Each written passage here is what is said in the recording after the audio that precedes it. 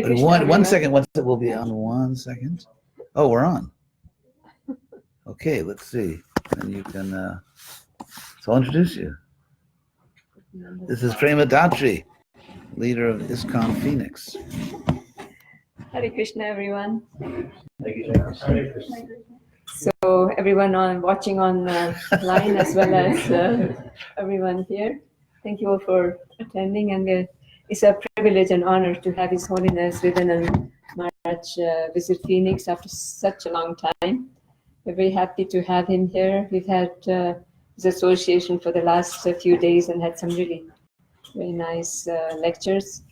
And we're going to continue this evening at a home program with Shama Mohini Mataji and Kanapriya's home.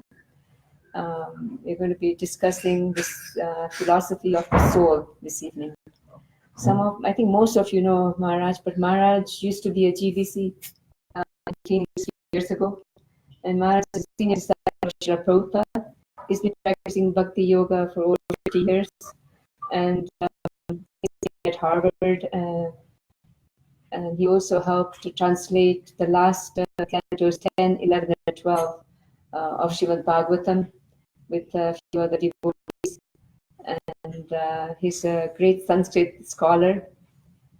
Also has been to Krishna West.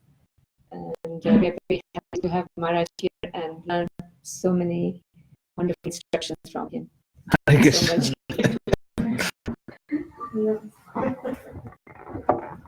Red button. So, thank you all for coming. And also thank you to all the people who are watching on Facebook. It's nice. What if I gave a class and no one showed up on Facebook? That would be kind of depressing. Anyway, so Prabhupada, I want to focus on a few very important claims that Prabhupada made, which I think really get to the heart of what distinguishes ISKCON, or the Hare Krishna movement, as a very special spiritual movement. One thing Prabhupada said often is that that religion without philosophy tends to become sentimentalism or fanaticism, which has been one of the big problems in the last almost 2,000 years in the West. And then he said also, of course, that philosophy without religion tends to be just dry speculation, and nothing proves that more strikingly than Western philosophical history, which after 2,000 years keeps striking out, essentially. In fact, anyway, that's a whole other topic, the difficulty of Western philosophy, where it's ended up. I remember I gave a talk at University of Colorado in Boulder several years ago, and so the room where I was going to speak was just a few doors down from the office of the philosophy department. And so we were a little early, so I was, snooping around.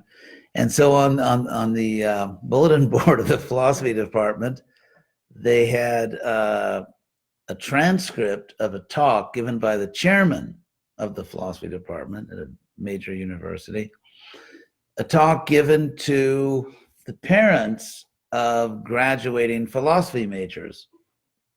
And basically the entire talk was trying to convince the parents that they had not wasted their money on their children because their children majored in philosophy. And trying to assure them that actually, even with a philosophy major, you can get a real job. Like, for example, it's, it'll help you in law school or in business and so on.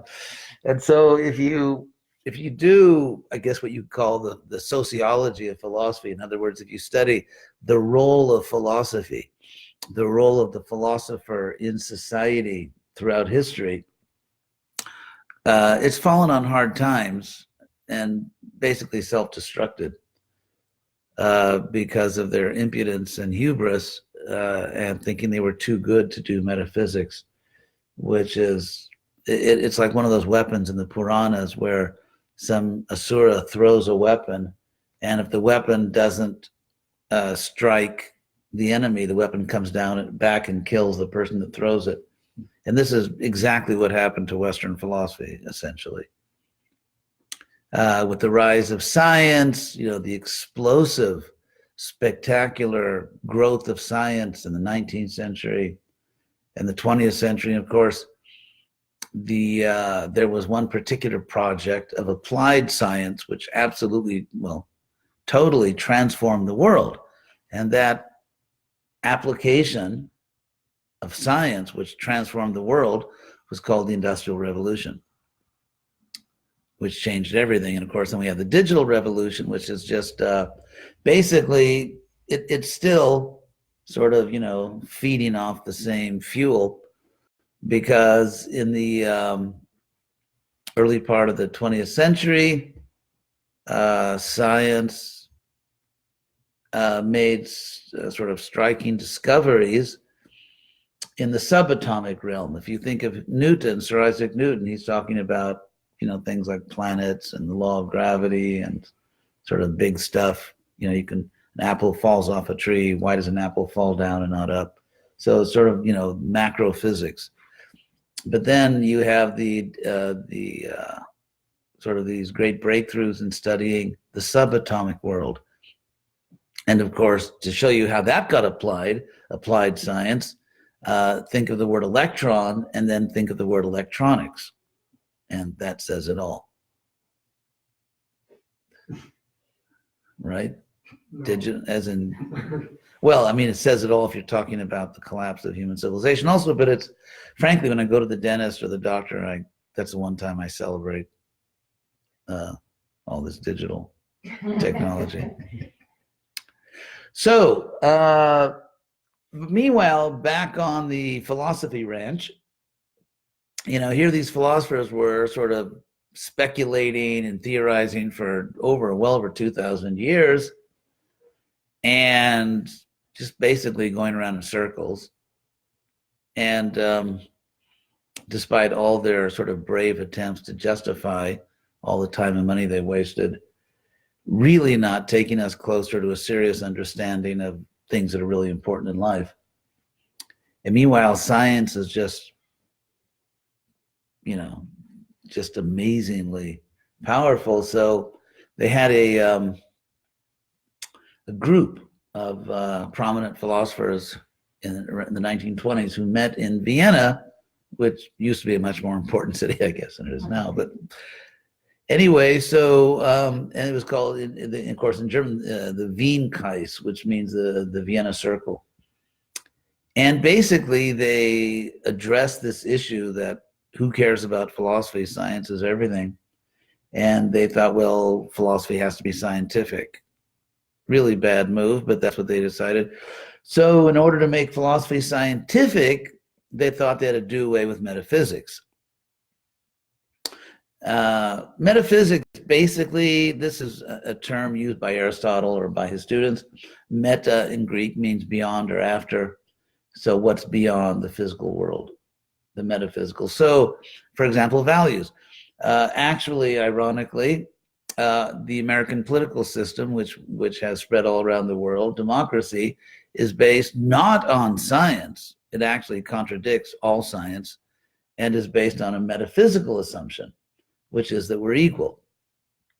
Now, empirically, that is utter nonsense, because if we test everyone just in this room, we can't all run as fast. We're not all equally artistic. We don't have the same emotional IQ, don't all have the same amount of money, et cetera, et cetera, et cetera. In fact, every conceivable empirical test that you could apply to humanity would show invariably that we're not equal.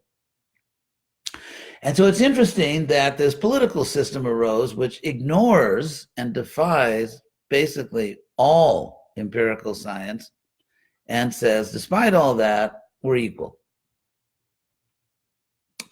Now, how did people like Bhakta Tom, Thomas Jefferson, how did these people justify this, from the scientific point of view, absurd claim that we're equal? He justified it in the Declaration of Independence with a little help from his friends like Benjamin Franklin. But he justified it by appealing to what he thought was a metaphysical fact and a self-evident fact. The Declaration of Independence begins, we hold these truths to be self-evident, that all men are created equal. Now, interestingly, Thomas Jefferson uses the exact same term, or Tom and Ben. Sounds like an ice cream store. That's Ben and Jerry. Anyway, Tom and Ben justify, or they claim that we're equal. They say it's a self-evident fact that we're created equal. Now, self-evident is a technical philosophical term, and which they borrowed from Aristotle. And what's interesting about this term is Lord Chaitanya used it also. It's the same term that Lord Chaitanya used. So here you have this, great threesome. We have Lord Chaitanya, Aristotle, and Thomas Jefferson, right? Great team. So I'll just say a few words about what it means to be self-evident, because that's exactly what the term Lord Chaitanya used, literally, Swata Pramanyam. Pramanya means that something which constitutes evidence, pramana. And anyway, a little linguistic detail that you may find amusing, and that is that the word pramana, it's pramana. Mana comes from the Sanskrit root ma, which means to measure, and therefore the measurement of something is also called matra, and we still have this word in English from Sanskrit through the Greek and Latin as the word metric, or the word meter. So metric is just matra. Anyway, so pramana, which is the standard word for evidence or proof, literally just means the measure of something. And swa means by itself, and we still have that in English also. Well, if anyone here know any Latin, you know Spanish. In Spanish, it's just su, like mi casa e su casa. So is sui in Latin like sui generis in its own category. In Italian, sua. In Portuguese, sua. Then Sanskrit, swa, like swaraja. So this is all Sanskrit. This is all Sanskrit, and we still have these words in English. And the same is true for many, many English words, but I won't go into all of them right now because there are hundreds of thousands of words in English. But so swapramana, or the Lord Chaitanya used the form swatat pramana, which means by itself. Swatat means by itself. Pramanya, it acts as evidence. It acts as proof.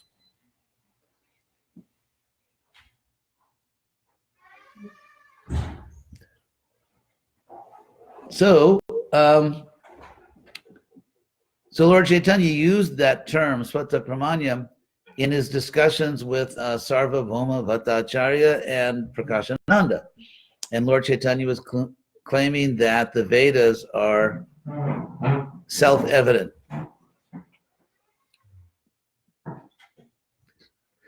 If you want to go buy some popcorn out in the lobby, you can get some. Oh. Really? So, I'll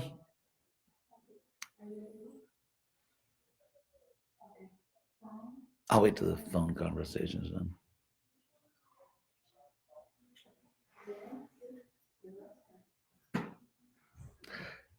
So, there's a little phone conversation going on there, so I'm just going to wait till it's done. All set? So, Lord Chaitanya was claiming that Vedic literature is self-evidently true. Now, I want to explain what self-evident means in a serious philosophical context. And this will get to the heart of what it means for Krishna consciousness to be a science, which we claim. We claim it's a spiritual science. So, there is a field of philosophy called epistemology, from the Greek word episteme, which means knowledge. So it's the philosophy of knowledge, which basically is, how do you know you know? Or how do you know you know you know, and so on. You can keep going back until you go completely crazy, and then you get money from the government. So anyway, so epistemology means under what grounds, or not under what, on what grounds, in what circumstances are you justified? Are you logically justified in saying that you know something, you don't simply believe it? Because you can claim that you know something and someone else can say, well, that's just your opinion. So the issue is, what has to be the case? Under what circumstances can you logically insist, rationally insist, it's not my opinion, I actually know it. So maybe everyone can turn their cell phone off, because it makes it a lot easier to concentrate if people are actually, not on their cell phones.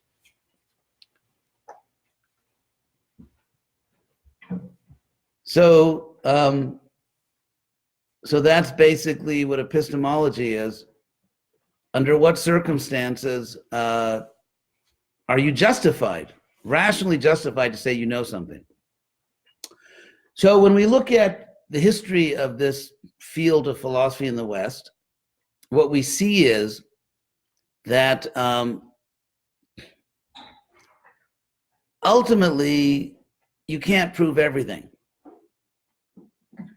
Aristotle, Hare Krishna, you're just in time for Aristotle.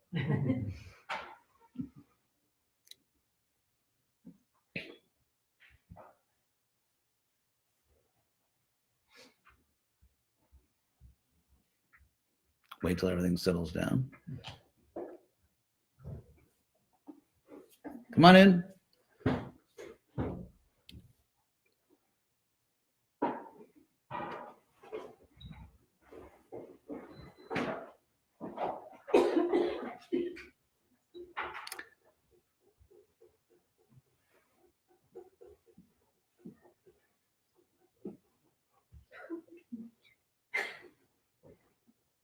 Would you like a mic, or you're okay? Can you all hear me? Yes. Okay, it is a fact. It is just a fact of logic that in order to pursue any system of knowledge, whether it's empirical science or speculative philosophy or Krishna consciousness, in order to pursue any system of knowledge, you have to claim that something proves itself, and that's the basis of all your other proofs. I'll give you an example of what I mean, because that may be a little hard to understand. Let's say you're an empirical scientist, and you claim that by studying the material world in certain systematic ways, that you can derive reliable knowledge about the world. And that, for example, the earth really does go around the sun, that's a fact. It's not just our opinion, it's not a religious belief. We know that the sun goes around, earth goes around the sun. Now, that can be challenged. That, you really know the earth goes around the sun, or is there even really a sun in the sky? And that can be challenged. The first person to, I think, Western philosopher to really systematically challenge that, not that he didn't think the sun is in the sky, but he showed how you could doubt it, was Descartes, René Descartes, in the 1600s in his Meditations. He said, what if you are actually just a brain in the laboratory of some evil genius? So, you're just a brain or some kind of thinking mechanism. Could you please ask them not to speak in there? Hare Krishna programs are notorious for being sort of noise rich. Anyway, so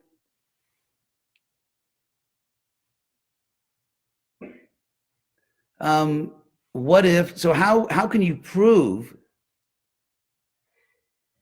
that there's really a material world outside of your mind?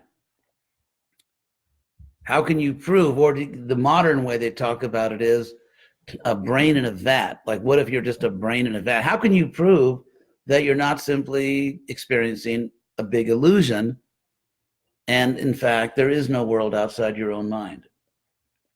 That philosophy, by the way, is called solipsism. So, the rules of logic would dictate that you cannot prove that there's a real world outside your mind by pointing to an object in the world. For example, you can't say, okay, look, here's a glass of water. I can drink it. You know, I can hold it in my hand. You can hold it. You can steal it from me and you can drink it, or something. I feel like I'm doing a commercial for a water company or something. So now the reason you can't do that, the reason you can't prove there's a real world outside your mind by pointing to any material thing, is that would constitute circular reasoning, which is a logical fallacy. Circular reasoning means that you're trying to prove something. In this case, you're trying to prove there's a real world outside your mind. So to prove that, you give as evidence for that the very thing you're trying to prove. In other words, you're just going around in a circle.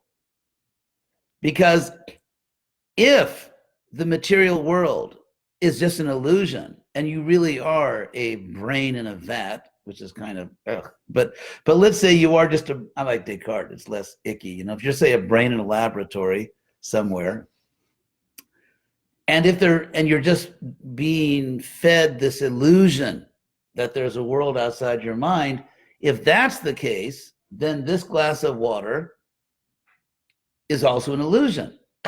You can't point to an object in the world as proof there's a real world, because anything in the world, including your body, this glass, is real only if the world is real. But you don't know if the world is real. That's what you're trying to prove. So until you've proved the world is real, you can't give any object in the world as evidence that the world is real. And therefore, you cannot do material science unless you first declare that there is a fact which proves itself. I don't have to prove it because it proves itself. For example, you could say that when I experience the material world, when I wake up in the morning and open my eyes, or I listen to the sounds, the world presents itself to me in such a way, my experience of the world is so real that it proves itself to me. In other words, you have to claim something is self-evident. And this is a term Lord Chaitanya used. This is a term Aristotle used. And this is also the term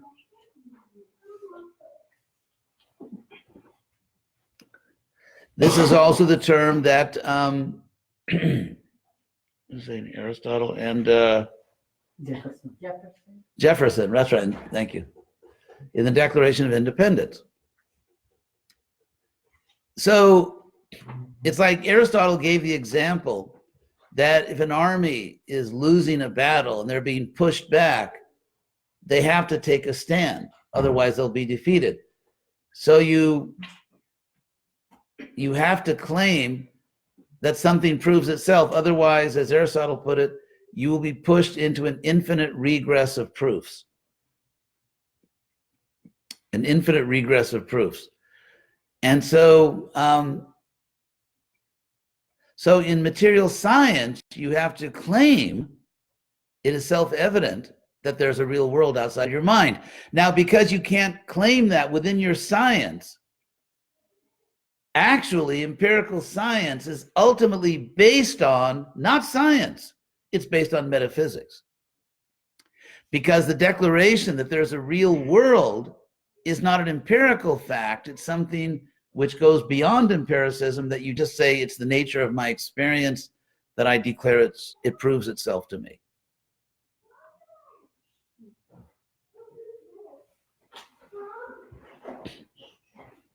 When I was at Harvard, actually, one time I was walking across the Harvard yard, and they have a memorial church in the middle of the yard. And so I thought I'd, stop in and see what the competition's doing. It's like you're renting Hertz, you stop in Ava, see what they're doing. So what's interesting is there was a lecture going on by a, Harvard professor. He was giving a sermon. And when I went to enter, the ushers very politely informed me I couldn't go in because they have a certain level. They're very serious about what they're doing. And so once the lecture starts, you can't go in or out. Just like ISKCON.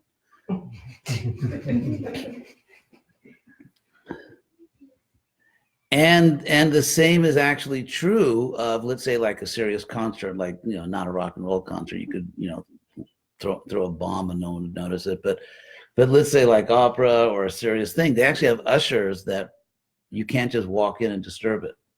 So I'm kind of coming from that culture. Just want to let you know I'm not. So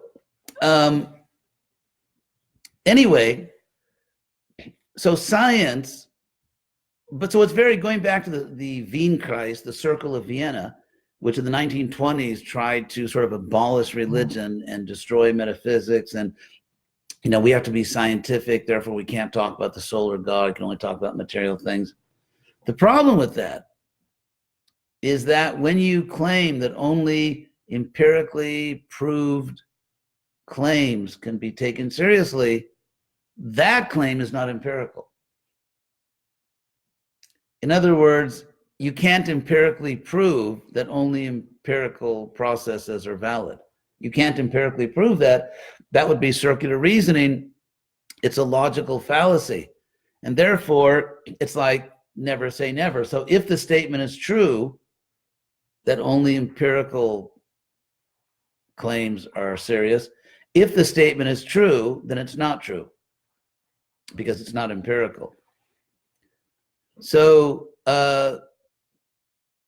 therefore, a statement which, if it's true, is not true, is nonsense. It's basically just, there's a word for that in English, it's nonsense. But anyway, so Lord Chaitanya, now let's get to what Lord Chaitanya is saying, because Lord Chaitanya uses the same term as Aristotle. Lord Chaitanya said that the truth of our sacred books, that truth is self-evident. And so first of all, what does that mean? What that means is that, let's say you read Bhagavad Gita seriously, and you experience it. You're not simply reading a book about something, you are actually going through a sort of, Vaikuntha rabbit hole into a different realm. And so when we read Bhagavad Gita, when we read Bhagavad Gita in the right consciousness, we are experiencing something. We're not just reading about something. We are experiencing that Krishna is God. We are experiencing that we are eternal souls. And therefore, the text is not merely telling us about something. The text is the thing itself. So if you look at philosophy of language, since we're, indulging in so much philosophy here tonight, there are different categories of language. There are different categories of language. For example, there's one category of language called performative speech. Performative speech means that you say something or write something, and your saying it or writing it makes it a fact. To give a simple example, in baseball, when the umpire says you're out. So when the umpire in baseball says you're out, the umpire, that's not it's a very different statement, or it's a different kind of language than the let's say the sportscaster saying he's out. When the sportscaster says he's out, that's a descriptive statement. When the umpire says he's out, that's a performative. It actually makes it a fact. Another example of performative speech is when a, let's say, legally qualified person says, I now pronounce you man and wife. So that's different if someone says, oh, they're man and wife now. That's just a descriptive statement. You're just describing something. But when the justice of the peace says you are man and wife, that those words create the fact. And so if we look at Krishna's speech in the Bhagavad Gita and we say, what kind of speech is this? It's descriptive. Krishna is describing things, such as, for example, I have different energies, or I'm the source of everything. So it's descriptive speech, but it's also performative, because by describing, the children go do something else if they're quiet. I mean, I don't want to torture them here. So someday when you grow up, maybe you'll even be my client.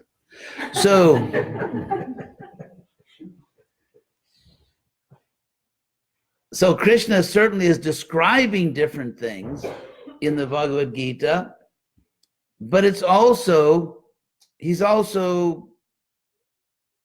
creating the reality of it just by, we have the same thing in the Bible. God said, let there be light, and there was light. So that's performative speech. When God says, let there be light, there is light, because that statement brings about the reality that it describes. And so basically you have the same thing in the Bhagavad Gita. So if you read the Bhagavad Gita in the proper consciousness, you experience the reality through the words. And therefore, you're not simply believing in something, you're actually experiencing it directly, and you're experiencing it in a way which is so powerful that it cannot be refuted. I'll give you an example of that. Consider the experience all of us have all the time, that we're sleeping, we're dreaming, and then we wake up. Now, when you wake up from a dream, there are two logical possibilities. One is that you were in a more real world. You were in, quote unquote, the real world, and you woke up in a less real world. In other words, due to a misunderstanding, which has gone on for a very long time, people are calling reality a dream and a dream reality, or they're calling, and a dream reality. Or in those famous words, merrily, merrily, merrily, merrily, life is but a dream, right? Row, row, row your boat. So now, if we ask someone,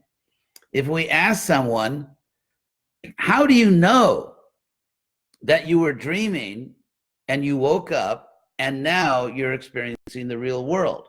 How do you know the world you experience now is more real ontologically, which in philosophy just means, philosophy of existence? How do we know that the world you're in right now is more real than the dream world? Prove it. Of course, you can't prove it because, you can't prove it empirically. We can't prove it empirically because you can't go back to the dream world. You lost it. And there are certain, I think we're not allowed to call them primitive anymore, but there are certain, let's say, I think we're allowed to say very simple societies in the world that that actually believe that there's a dreamland, which is sort of, that's the goal. So anyway, to answer the question, because if I get this right, if I answer the question, I can win a refrigerator or maybe even like a electric lawnmower or something. So the reason we accept the world we experience when we're quote unquote awake as more real is because it self-evidently is more real. That's the only explanation. There's no way you can explain it. The only way to explain how we know that when we wake up, the world is more real, the only way we can explain that we just know there's a real world outside my mind is that we are made in such a way, or we exist in such a way that we are capable of making ontological distinctions. We are capable of ranking, like they have the football rankings, So in the same way, we are capable of ranking, of rating different human experiences in terms of real and more real and most real. That we are able to do that. That's simply a fact, that we are capable, just like we're capable of drinking water. It's just a fact. So that being the case, when you come to Krishna consciousness, if you really get it, it's not just sort of a ritual thing or, social pressure, I'm supposed to be doing this. But if you are really in Krishna consciousness, then you know that Krishna consciousness is more real than material consciousness in exactly the same way that you know that your waking consciousness is more real than your dreaming consciousness. And you know all of that because it's all self-evident. And that's the basis for sanity, and that's the basis of life. Without assuming that certain things are true because they're self-evident, you cannot be a scientist, you cannot be an atheistic philosopher. By the way, atheism is a bad philosophy. Not just because I'm pious and they're not. It's just subjectively bad philosophy, because for the simple, agnosticism is more interesting, but atheism is bad philosophy because if there's no God, then no one knows everything, and if no one knows everything, no one knows if there's a God or not. Right? So if you claim no one knows everything, but I know that it's not very bright. So agnosticism, you could say, is a legitimate philosophical position. It's not the real truth, and it couldn't be, because agnostic it just comes from the Sanskrit agyana, agyani. So agnostic just means I don't know. And so there is a truth of the matter. So agnosticism cannot be the truth. It can only be a psychological truth. It can't be an ontological truth. In other words, if someone says, I don't know if there's a God, that can be a true statement. If the person speaks in earnest, someone may just say that because they don't want to get thrown out of an academic party or something, or lose, Anyway, but if you say in earnest, you really mean it, that I don't know if there's a God or not, that's honest, it's respectable, but it's only a truth about your mind.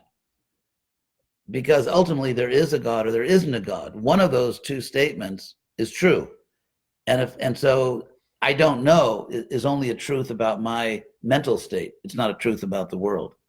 Like if I say, for example, I don't know how many people live in the third largest city of Albania. Probably many of you do know that, but just kidding. Anyway, so if I say I don't know how many people live in the third largest city of Albania, I'm just explaining that I don't know. There is a third largest city of Albania, and there is a precise number of people who are actually within the city limits of that city right now. So there is a precise number of people, I just don't know it. Or let's say, for example, I say, I don't know if it's going to rain tomorrow, especially because, the weather predicted it. The Weather Channel, which, throws it into serious doubt. But anyway, so let's say I don't know if it's going to rain tomorrow. Now, it will rain or it won't rain. One of those two things is definitely going to happen. I just don't know it. So that's what I'm trying to say. Agnosticism is not a truth about the world. It's just a truth about an individual. Something. So, getting back to these points here. So if we look at what I would call the epistemological structure of Krishna conscious knowledge or of empirical science, structurally, they're exactly the same. Because structurally, they both declare something to be self-evident, and then they build their knowledge on that self-evident fact, on what they claim to be a self-evident fact. In the case of empirical science, they assume what they cannot prove empirically, they cannot prove within their system, that there's a real world outside their mind, and then they build their system. We claim, as Lord Chaitanya said, that it's self-evident that there is reliable, objective information about the most important things in this literature, in Krishna conscious literature. There is reliable, objective, comprehensible information about the most important facts in life in these literatures, and we experience that self-evidently, and then we infer and deduce and induct and generally have a good time. That's my phone, by the way.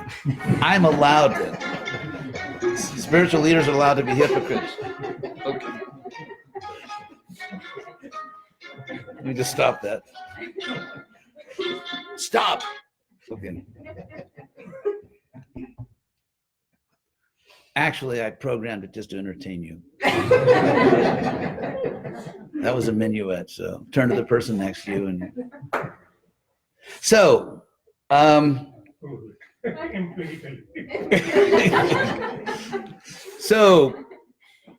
so in philosophical terms, we're doing the same thing that empirical science is doing. It's like in geometry, you start with something given. If nothing is given, you ain't going to do geometry. If you're asked to solve a geometry problem and given nothing, no geometry. So it's like that. Something has to be given. And we have a different starting point. And now what's interesting is that we can prove logically that we live in a bi-dimensional universe. And so there's an empirical dimension, but there's a metaphysical dimension. It's very easy to prove that. Take, for example, here's sort of a clear, if sort of horrific example. Let's say someone kills 20 innocent people, children. Now, if you feel that you are justified to say, or if you feel you can objectively say that is bad, that is morally bad, it's evil, then you live in a bidimensional universe, because the evil of an action is not empirical. If someone commits an evil act, let's say killing an innocent person, you can study that act empirically in terms of forensic technology. You can, in terms of psychology, in terms of, the physics of it. How did the person manage to do that? Nothing in your empirical study of that act will reveal the quality of evil, because evil is not physical, it's not empirical, it's metaphysical. And so, or for example, now I already gave that example of the American political system, or all over the world now. I saw this bumper sticker at Ohio University. I thought it was really funny. It was just after W, the former president, George W. Bush, just after he started his incredibly well thought out attack on Iraq.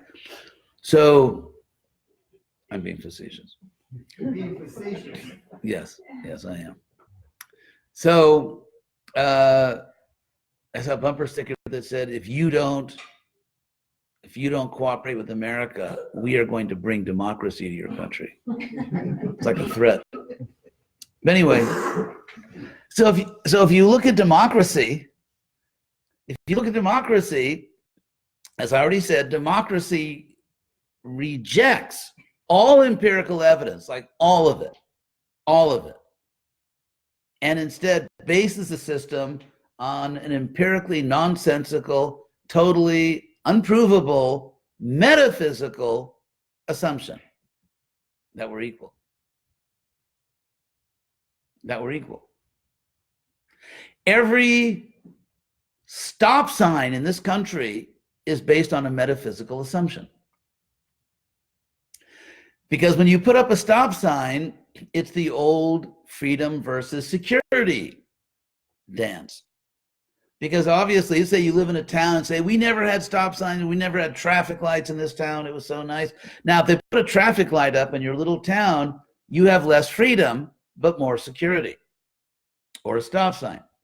So therefore, the judgment that it's better we have a little less freedom and more security, we're going to put the traffic light up here.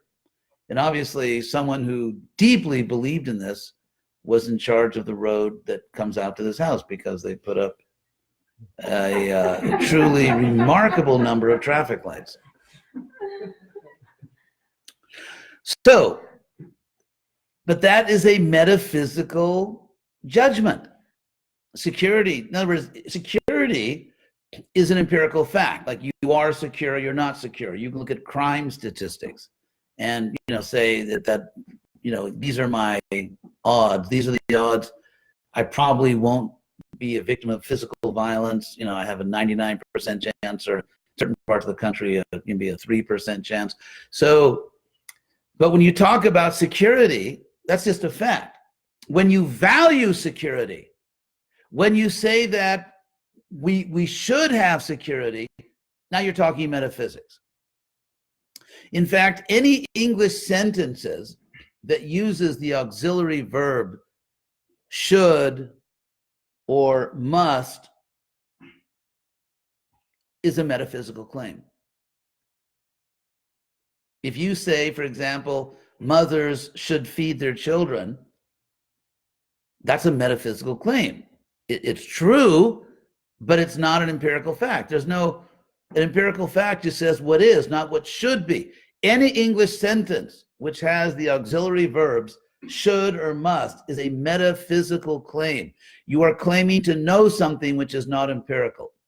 So therefore, if any English sentence, or the equivalent in other languages, if any English sentence with the verb should or must is a true statement, we live in a bidimensional universe.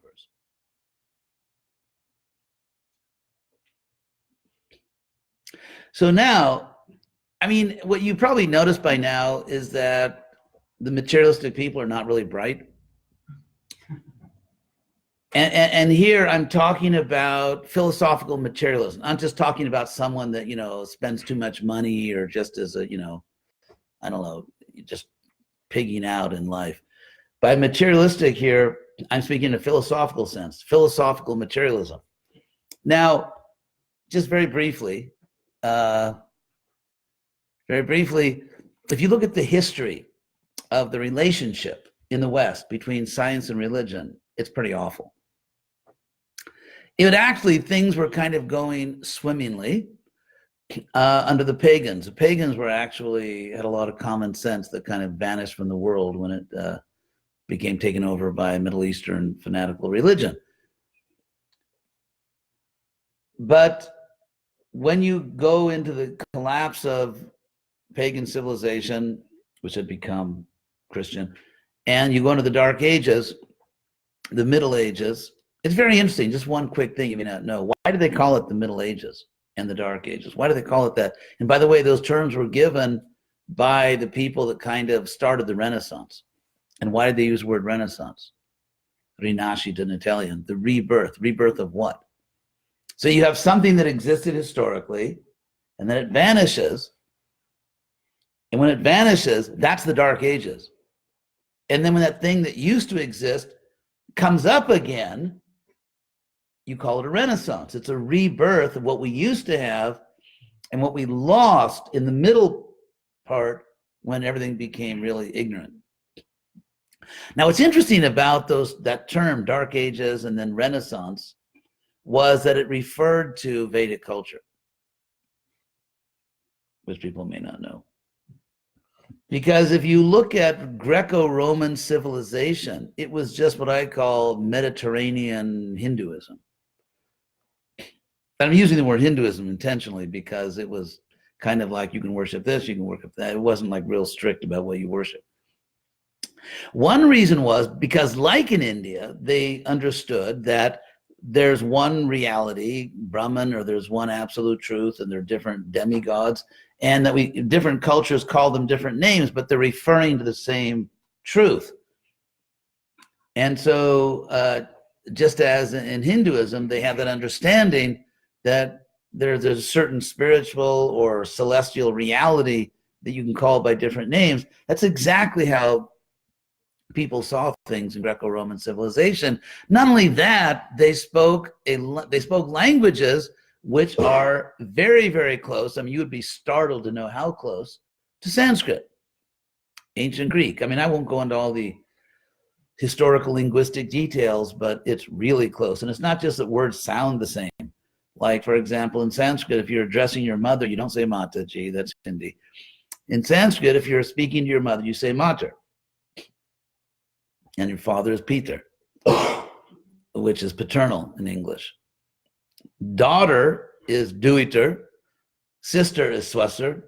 So, I mean, we go on and on and on. And these are just some of the simple ones. There's a lot more amazing things in terms of how the languages are structured, the verb systems, the noun systems, and, we go on and on and on like that. So you have this Indo-European civilization, which is speaking these, it's just like, why are Spanish and Portuguese very similar, or Italian and French, because they're near each other, or all the Romance languages together, because they used to have a common civilization. So the same way we have this Indo-European civilization, which manifested in India as Vedic civilization, and even the word Veda, it's there in our language still. We still have the word Veda in English, and words like video, vision, wisdom, and so on. So wit, wit is just, actually in Sanskrit, the root of the word Veda is wit. It's spelled V-I-T, vit, but if you study ancient Sanskrit grammar, it becomes clear that the V was actually pronounced W, it's wit. And you still have that in common Indian languages, and for example, Swaraj. It's actually Svara. I mean, it's a V, but it's pronounced Swa. So therefore, the word wit is just a Sanskrit verbal root. So you have this common civilization. Even if you look at the religion, if you look at ancient Roman religion, it's just Mediterranean Hinduism. And so then it collapsed. We know the collapse of the Roman Empire, and then Europe became dominated by a fanatical, not a tolerant, not a philosophical religion, a non-philosophical, fanatical religion, which came from perhaps the most fanatical part of the world, no offense, which is the Middle East. And of course, this goes back to geographic factors and meteorological factors, because in ancient, before the Industrial Revolution, there's a lot of desert out there. And because there's a lot of desert, the best they get is semi-arid. That's like, those are the, and therefore that favors tribal society. Because if you look at human history, it's when human beings developed agriculture, the agrarian revolution, that you can support large-scale populations. And with large-scale populations, you get division of labor, you get sophistication in different vocations, whether it's the arts or commerce or technology. And so in an area which is mostly desert, you do not get large-scale civilization, although you did, but only where there are rivers. Therefore, the great Egyptian civilization developed on the Nile. And then Mesopotamia, which means between the rivers, you get Mesopotamia, what was now Iraq, you get these great civilizations. But for most of it, it was very dry and desertic, and therefore you get these tribal societies, and they impose tribalism on their religion. And so therefore, there's a big distinction we have to make, and I'm going to wind this up soon, because I could go on all day, or night, but then you would probably sue me.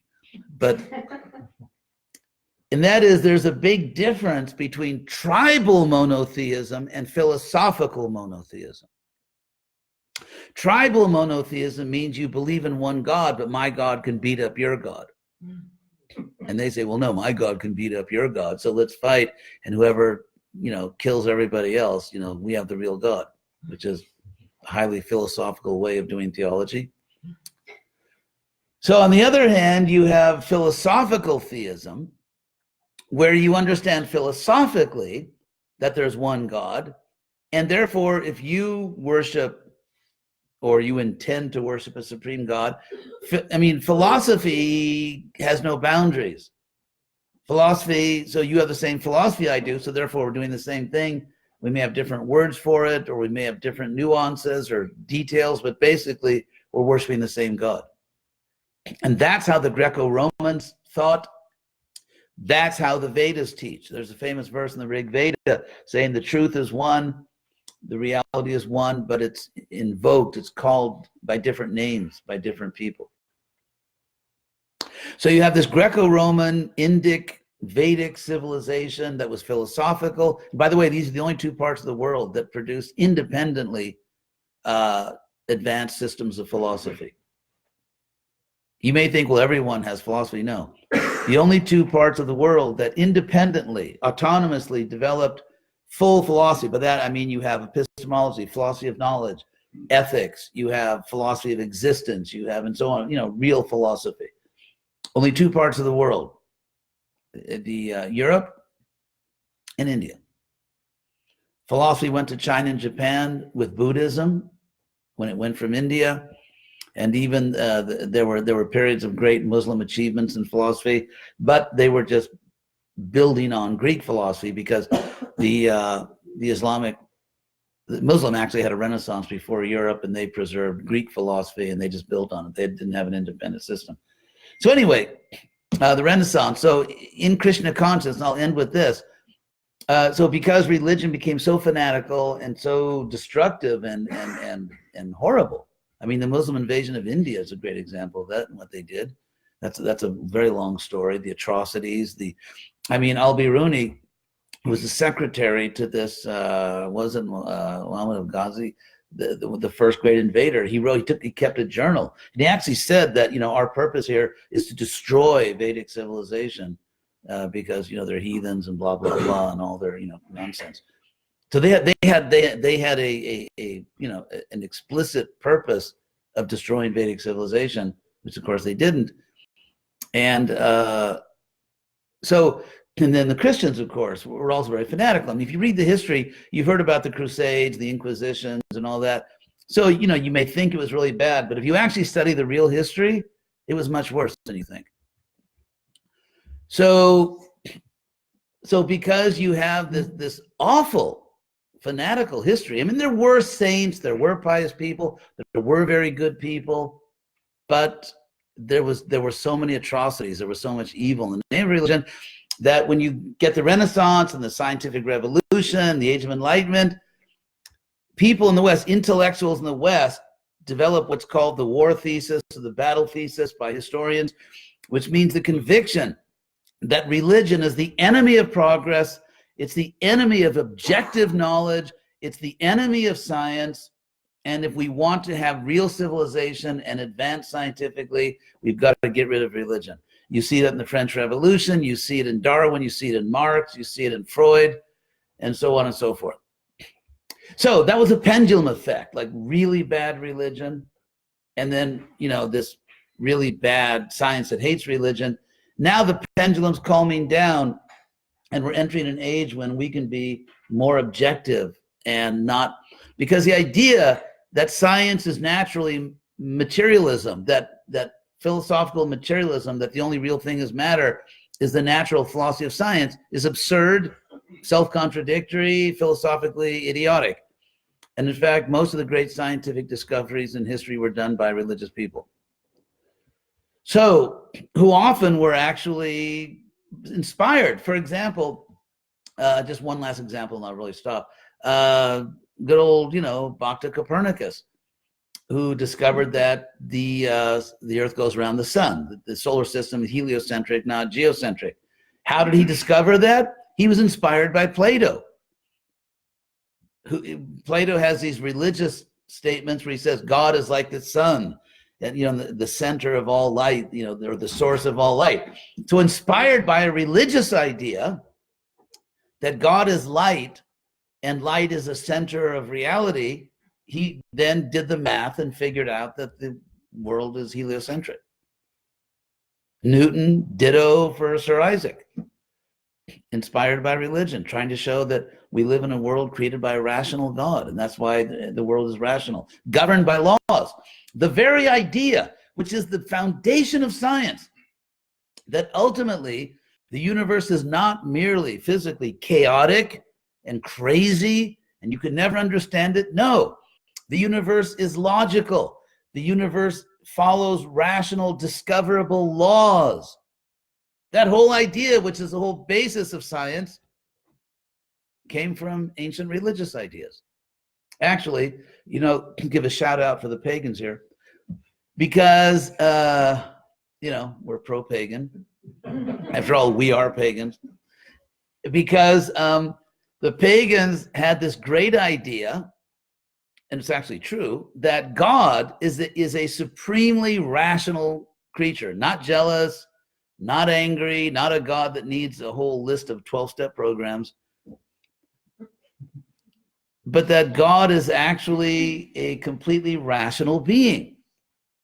And this divine reason, this divine intelligence in God, they call the logos. The logos, that's where we get the word logic. That's why all the different sciences end in ology, except astrology and astronomers. They'll never get over that they lost the ology word in their field. But anyway, biology, geology, physiology, it's the logos of that particular area. Like bios means life in Greek. So the logic of life is biology. The logic of the earth is geology, and so on. So the idea here, which they had, is that in God is this divine logos, this reason, which Plato also calls nous. And therefore, when God creates the world, he creates the world in a logical way. And because we are creatures, we are created by God, we also possess, in a smaller degree, that logos. In other words, we have the power of reason within our minds. And therefore, the logos within us connects with the logos within the rest of the creation, and that's why you can do science. And that's why you can understand God. It's connecting the logos in the mind of God, in your mind, and out in the world. And that was actually how science got started. Otherwise, if you say, it's possible we could imagine a world which is totally chaotic. There are no laws, like today apples fall down off trees, tomorrow they go sideways, and next Wednesday they go up, or something, and there's no reason for it. You'll never discover a reason for it. The world's completely chaotic, crazy, period. And therefore, there's no such thing as science. There's no such thing as sanity. So it was this faith in a world, and that's why, for example, it's funny, but approximately 2,000 years ago, a little less than 2,000 years ago, there was a guy in Western Turkey who's writing a book for a new religion, and he was trying to preach to intelligent people. And so therefore, he wanted to, sort of get this logos thing into his book. So he began his book by saying, in the beginning was the logos. Of course, that's the book of John from the New Testament. Trying to appeal to educated pagans by talking about the logos. Anyway, so I'll stop here. And so there's a lot. We could go on forever, but Prabhupada wanted us to present Krishna consciousness in a reasonable, intelligent way. He wanted us to attract intelligent people. And let's go. Hare Krishna. So, any questions on these points? So is this age where we are living right now with the Krishna consciousness movement happening and spreading, can it be called Renaissance? It is if we do it right. If not, it's what we call a missed opportunity. We can be honest here and not just rah-rah. I notice when I go to many centers, ISKCON temples, let's say especially on special days, festival occasions, there's a lot more rituals than there is, serious philosophy. There's the Abhishek, there's the fire yagya, but serious philosophy, not so much. And Krishna himself, one second, and then you're next. Krishna himself says in the Gita 4:33, which is the verse before Tadvidhi Pranipatena and all that, learn the truth by approaching the Guru. Krishna says Shreyan, which means better. In Sanskrit, they have the like in English, you can say good, better, best. There's there's an adjective, then there's comparative or very, then best. So in Sanskrit also they have that. So Shri means fortunate or glorious or beautiful or good. And very Shri is Shreyas. And most Shri is Shrestha. Actually, the Sanskrit still, even in English, we have ST for superlative, like best, fairest, nicest, kindest. That's Sanskrit, by the way. The ST was the ST like Shrestha, Kanishta. So just to finish this, so again, just your question was, so Krishna says better is the offering of knowledge. In other words, if you use your God-given intelligence to educate yourself in Krishna consciousness in a way that you can present Krishna consciousness intelligently and understand it that way, Krishna says that is better than simply offering paraphernalia, as in puja.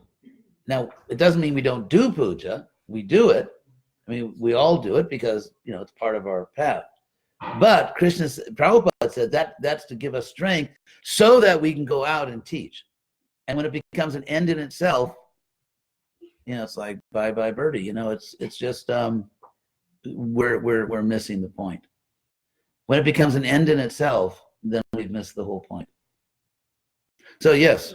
Well, the combination of science, philosophy, and religion, to me, is most connected in God's commandment to Moses, thou shalt not kill. In Krishna consciousness, we don't kill animals for food. Right. Now, if you want to get into the politics of meat eating and the rape of the earth and the destruction of the water and the karma involved, it's very scientific. I can pin it down to the dollar per acre of what kind of gross domestic product you're getting out of it. There's nothing stronger, I think, than convincing people in Krishna consciousness of the four regulative principles: no meat eating, no animal slaughter, number one. And the intoxication, illicit sex, because now we have unwanted progeny. Yeah. We have pollution all over the earth, and we're going to hell in a handbasket. And Kali Yuga, I mean, I've dabbled in Krishna consciousness for 40 years. Me too. It's all coming to a head where I read the Gita and it's just like, oh, geez, this is a dire circumstance. Yes. It really is. Yes. The amount of pollution and people on the earth in the last 40 years has Exponentially increased. And going forward in Krishna consciousness, to me, the single most simplest thing would be to stop eating meat. Now, Burger King is maybe a possible burger. I know, actually, all the big Isn't that chains. fantastic? Yes. In 2019, they finally came around. Yeah. Okay. Here are a few comments on what you said. First of all, of course, I agree with you about what I tell people is, you see, people can be environmentalists and atheists. Yeah. And many of them are. So what I tell them is that before the Industrial Revolution, the whole earth was kind of organic, but there was a lot of evil. I mean, in basically a pristine organic earth, there were atrocities, massacres, rape, slavery. Right. All these horrible things in the past went on. Okay, give me next after I finish. So, I don't want you to have to, tire your hand up. So so mere environmentalism won't save the world because, like I said, if you look at the pre-industrial world, there was an incredible amount of evil going on. And so so we have to talk about environmentalism. Obviously, it's God's earth and it's our earth, and but then we have to show. Actually, since you brought up environmentalism, I use that topic to explain why it is foolish to reject deity worship. You know, they have this thing, thou shalt not make graven images, which is completely misunderstood. When I was in Israel, we have a great group of devotees in Israel, amazing community. I actually went over them word by word, that commandment about graven images and all that, because I mean, they speak Hebrew, that's their first language. And so we went over it, and it turns out it's been misinterpreted. Because if you actually read the Ten Commandments, it's talking about polytheism, worshiping many gods instead of worshiping one God, and then saying in context not to make graven images, graven, of course, like stone images, centered Graven, stone, but not to make graven images of all the demigods. Not to actually, there's not a clear statement in the Ten Commandments that you cannot worship a deity of the Supreme Lord, which I found very interesting because we went over it again and again, word by word in Hebrew. And so, but my point is the environmental disaster comes from the same cause as the rejection of deity worship. Deity worship is rejected by certain people, iconoclasts, because they think that God is the most holy and matter is profane. Matter is ugh. Right. And therefore you cannot juxtapose, you cannot bring together the purest with the ickiest. Right. Now, it's that same idea, that historical idea that matter is trash anyway, so we're just trashing trash. Whereas if you understand that, even if you look at what we call simple societies, like I remember an anthropology course I took at UCLA long ago, and what let's say there was a very simple society that lived in the Amazon regions, or so the Caribbean Amazon region, and they understood that there's a goddess who rules the forest. And because they lived in a place with a lot of rivers and all that, you know, they had to make canoes. But you can't just go into the forest and cut a tree down and make a canoe. Why? Because it belongs to somebody, or it's under someone's protection, namely the goddess of the forest.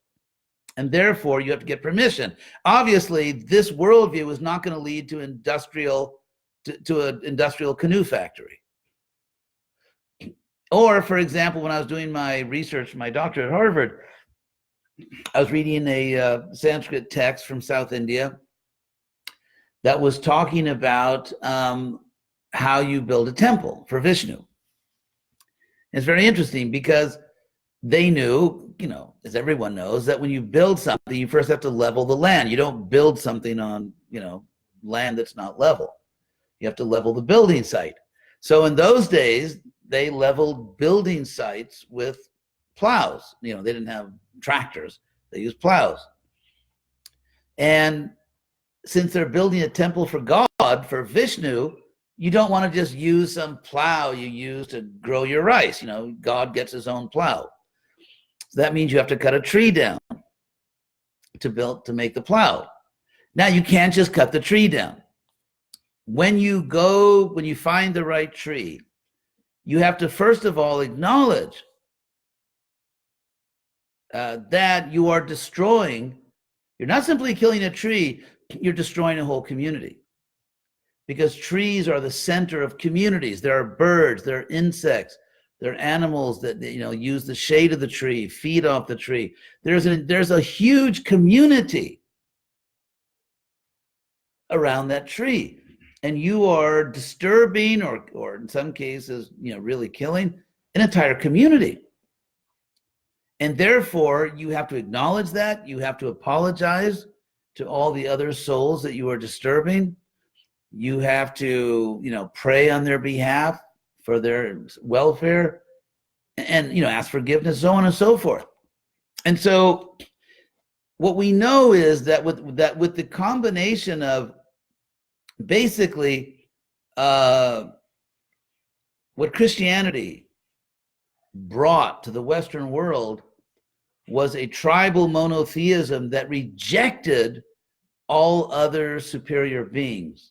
In other words, they didn't believe in, it's not like, okay, there's a supreme God, but there are also demigods, or nature is part of God, because if you look at ancient Palestine, there was wisdom, there was religion, they didn't have systematic philosophy. That came from Europe and India.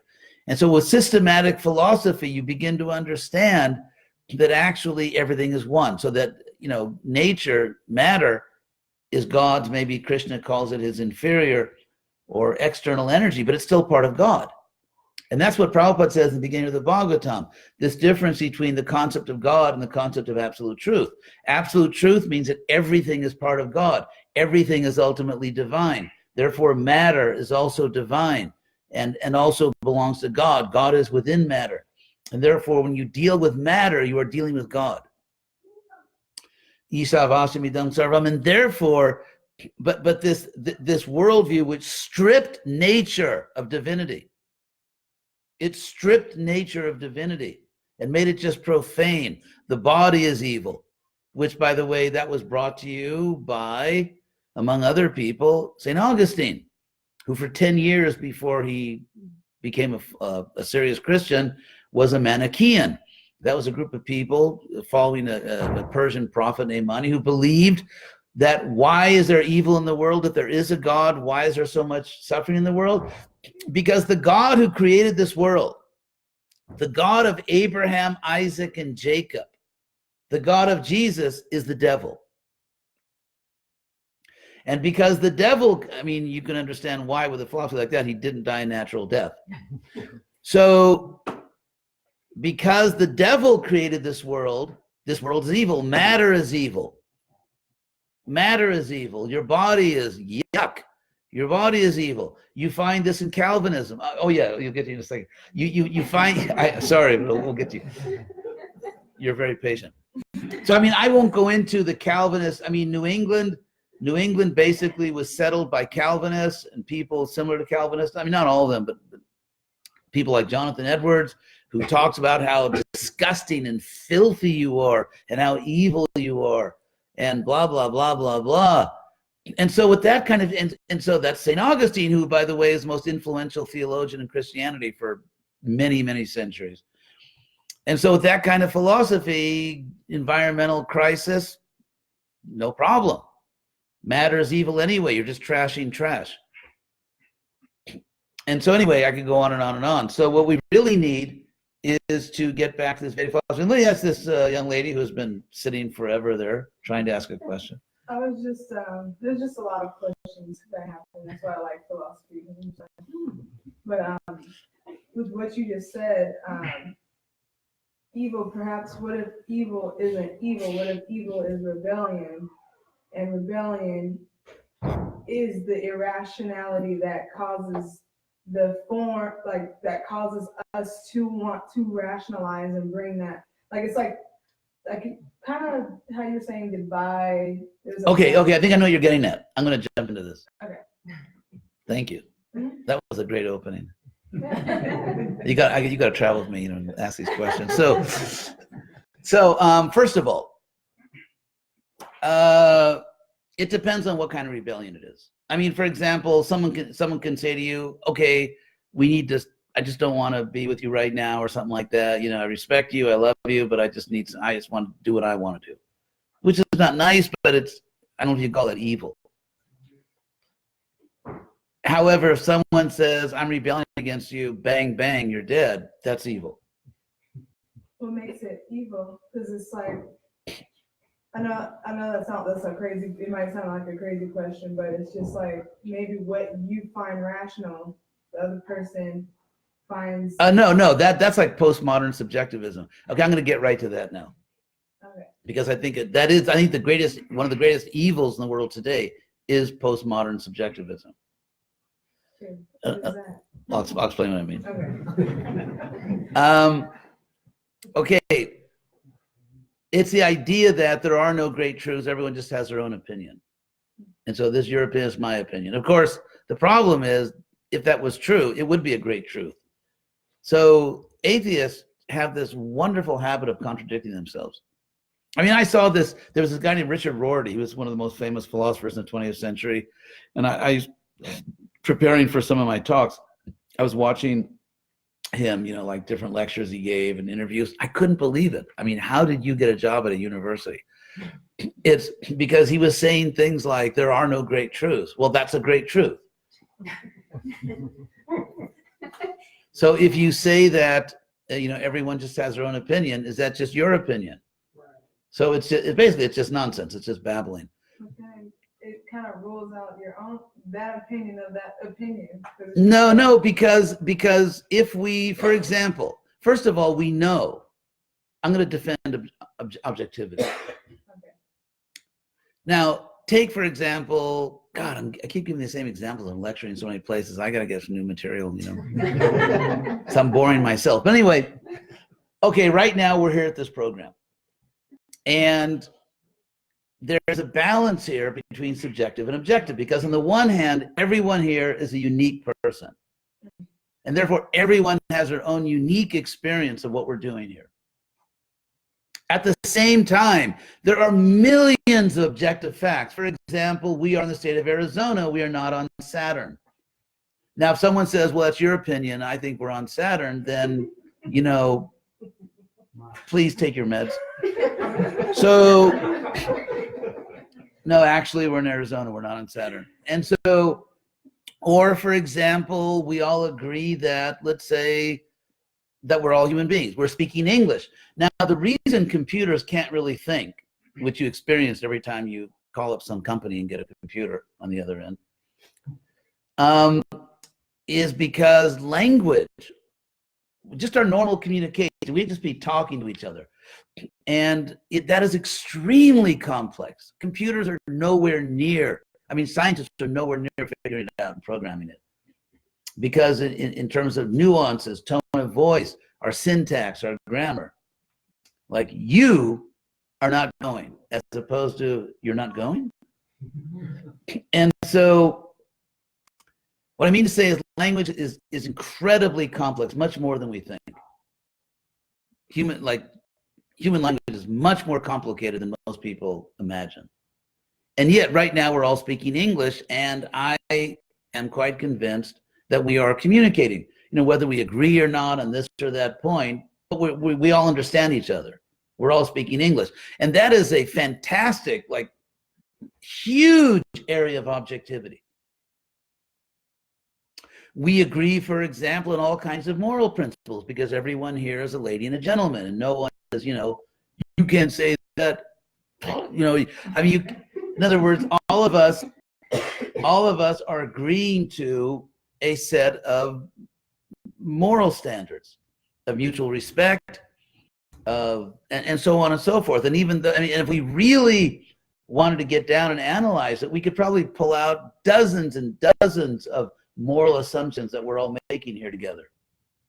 So whether it's about the physical thing that you're sitting on a chair, you're not sitting on a giant watermelon or a cactus plant, or I'm not I'm not actually a green elephant speaking right now. But there's all kinds. There's millions of things that we agree on. So there's a huge area of objectivity. There's a huge area of objectivity, and there is the fact that we are unique individuals. So if you look at the nature of reality, for example, if you have a GPS, let's say, for example, every day you drive to work, and you fully expect that you're going to get there tomorrow because you assume the earth hasn't totally changed and all the laws of nature are different, and you could not have science or technology unless the laws of the universe are objective, reliable, predictable. And so our entire lives are based on this almost infinite realm of objectivity. And within that realm of objectivity, we bring our own unique personal consciousness. Would you say that because going into objectivity, because there are many sciences, so people can be subjective of the objective morale. Not really, because science isn't morality. Science can't deal with morality. But for example, okay, let me give you one example to show what I mean. Let's say we read in the papers that someone killed a bunch of innocent people, and we're horrified, and we should be horrified. Mm-hmm. Now, we know that's evil. If someone says that's just your opinion, that's subjective, no, because we know that certain acts are evil practically more than we know that there's a real world out there. I mean, we know, or as much as you know, there even is a world, because if there's not a world, what are we even talking about? So as much as you know there's a world outside your mind, you know that certain things are good and certain things are bad. When we see, let's say, a mother loving her child, we know that's good. It's not our opinion. We know that love is good. And if someone doesn't know that love is good, they're just basically mindless. And if someone doesn't know that certain acts are bad, they're just fools. We know that those things are objectively good and bad, and you know it in the deepest part of yourself. Yes. Yes. And I think I'm with you, because we go back to what you said in the beginning. There is law in the universe. And when the universe is telling you don't kill, it's because for a reason. And that is for you to go with that law of the universe. So the energy and the vibrations can be coordinated for what the universe is. Yes. Is teaching us. Yeah, I'll repeat that for the people that can't hear you. Yeah. Okay. Yeah, this lady said that there is objectivity. There are laws in the universe. When the universe tells us that certain things are good or bad, it's to coordinate things so that things can function. And actually, for example, what we find is, there's an old saying, what does it say? Virtue is its own reward. Actually, scientific studies show that the universe is created in such a way. Oh, someone just sent in a nice comment. Well, thank you. Praise is welcome. Praise me more. No, so, I mean, it's actually a fact confirmed by science that virtue brings happiness. And that's what Krishna says in the Bhagavad Gita. And that virtue, for example, Krishna talks about knowledge, he used the word jnanam, in passion, these three qualities of nature, goodness, passion, and ignorance. He talks about knowledge and passion, knowledge and goodness, knowledge and ignorance. And so, now compare these. In passion, a person, and this is not the positive sense in the modern world, like, yeah, that's my passion. It means, passion means like becoming attached to things and losing your equilibrium, losing your appreciation of all things. Like, for example, like one feature of third world countries, or people in first world countries that are like that, is that sort of all your moral concern is invested in your family. Like, you'll do anything for your family and you won't do a damn thing for other people. Bribe me. You want a driver's license? Bribe me. You want me to do my service as a government bureaucrat? Bribe me. I mean, obviously your family doesn't pay and everyone else pays extra. So it's like all your moral concern is sort of restricted. That's an example of passion, rather than seeing that we're all related because there's one God in the universe. There's really ultimately only one family in the universe.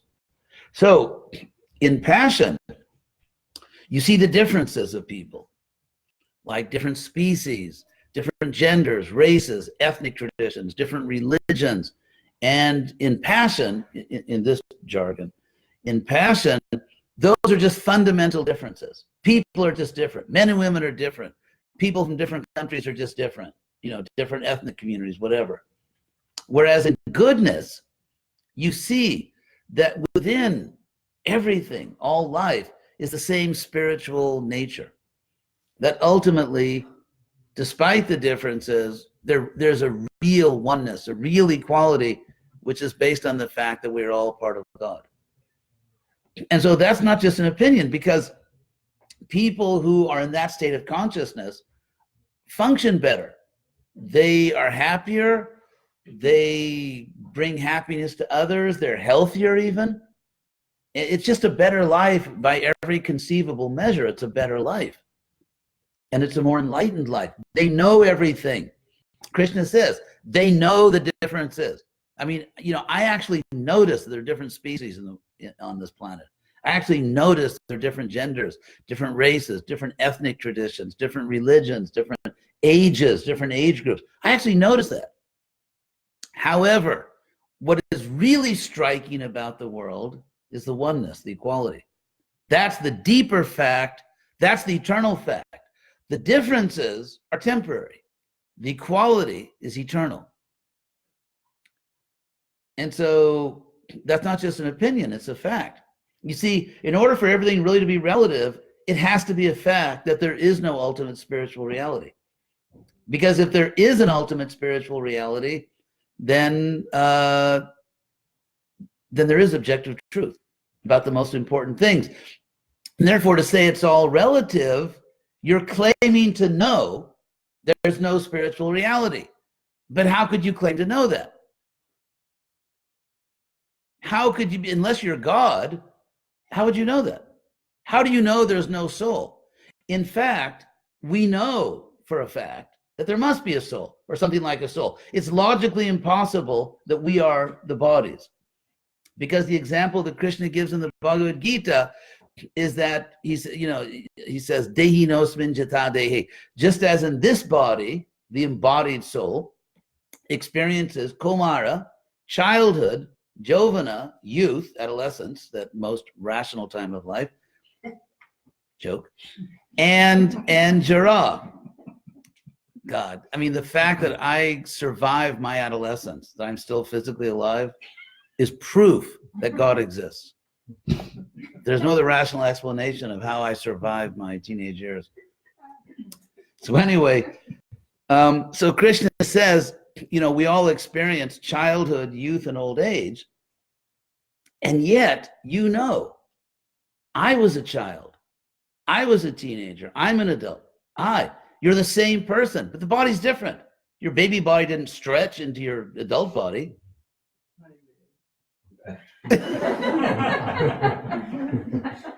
Okay, we'll talk about that later. So, I mean, yeah, a lot of us are having trouble with stretching bodies. So we know we have different bodies, and yet you're the same person. You had a child's body. You had, teenage body, adolescent body. And so we can't be the body. It's logically impossible because at the deepest level, we know that I was that 5-year-old. I was that 7-year-old, that 10-year-old, that 15-year-old. We know it was me, but it's a different body. So it's logically impossible for you to be the body. It's not a religious belief. It's necessarily the case that you are not the body. And therefore, what are you? You're something like a soul, and we can talk about that. And then if it turns out that everyone is a soul, then how can you say that everything's subjective? So anyway, I'll stop here because I have a doctor actually who's going to kill me if I don't stop this lecture now. I've already gone over time. So thank you all very much. And if you have questions on Facebook, I apologize if I didn't answer them, but I'm already in trouble. So, Hare Krishna. Hare Krishna.